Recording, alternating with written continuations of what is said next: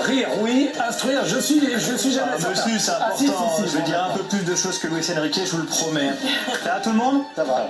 Bon, encore une semaine de sport où on a parlé de beaucoup de choses, sauf de sport. On était obligé de parler de ce qui s'est passé autour de Vinicius Junior, qui aurait été donc traité de singe par Prestiani. Alors, je peux pas porter d'accusation avant que l'enquête ne soit finie. Juste, ça a été dit.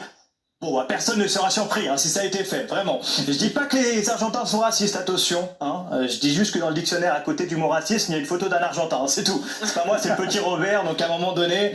Alors pour remettre un peu de contexte, Vinicius marque un but exceptionnel. Une lucarne, le genre de but que mettait Charlotte avant de se réveiller, c'est vrai. Et c'est vrai que Vinicius célèbre en dansant, une danse qui pour le coup... Si moi je la tente, bon bah je suis directement affilié à Sarah Knafo, donc c'est un peu compliqué. Non, je le dis, je suis un très mauvais danseur. Une fois j'ai dansé à un mariage, je me suis excusé derrière.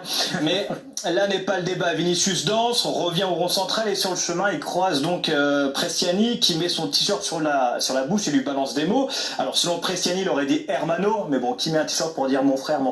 Absolument personne. Généralement quand tu mets le t-shirt ici, c'est soit que tu insultes, soit que tu parles à Benoît Cosset après une tartiflette. Donc on peut se poser la question, surtout que derrière Mbappé a dit qu'il avait dit singe, et si Mbappé le dit, on le croit. Moi j'ai envie d'avoir une carrière dans le métier, vous faites ce que vous voulez, moi je le crois en tout cas. Le problème, c'est qu'il n'a pas été seul à se défendre. Non, il y a aussi son coach, José Mourinho, qui a dit que le club de Benfica n'était pas raciste, puisque la légende du club est Eusebio.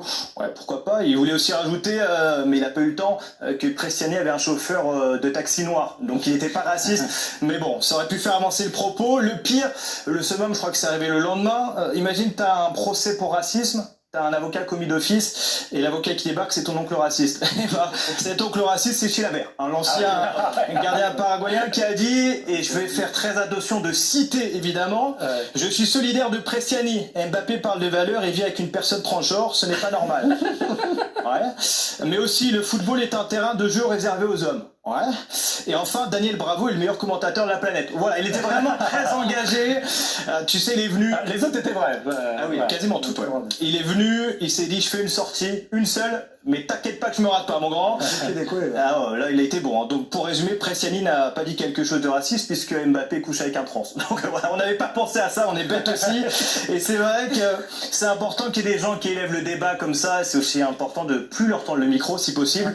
En attendant, l'enquête se fait et qu'on n'hésite pas à ramener Prestiani, je sais pas, au zoo ou à l'école. Les deux marchent. Bon. On peut parler un peu de foot maintenant. Allez, rapidement par contre. En une semaine, l'OM a changé de coach, de directeur sportif et de président. Ouais, petite semaine en Provence. Donc si on résume, De Zerbi est parti, remplacé par Habib Bel qui a dit en conférence de presse, je ne crois pas que l'équipe est malade. Bon alors Habib, on va te sortir de la machine les caleçons de Balerdi, pour que tu puisses... Chez lui, la saison de Formule 1 a déjà commencé, visiblement.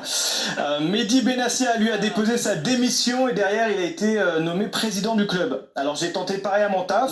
Bon, j'ai juste pas touché le chômage, finalement. J'ai dû rater une étape dans le truc. Pablon Longoria, lui, c'est le dindon de la farce. Après, le risque de faire une moustache de dictateur, c'est de subir un putsch. Et c'est ce qui est arrivé. Et puis, Franck McCourt s'est dit très inquiet. Ouais, très inquiet puisque son yacht a accroché un petit rocher près de Monaco. Il est pas sûr de pouvoir le sortir ce week-end. Il est assez préoccupé. Bon allez, on va finir avec une info importante que tu voulais évoquer. C'est l'info la plus importante. Écoutez bien, sachez qu'après 3 jours dans le village olympique, il n'y avait plus de boîtes de préservatifs.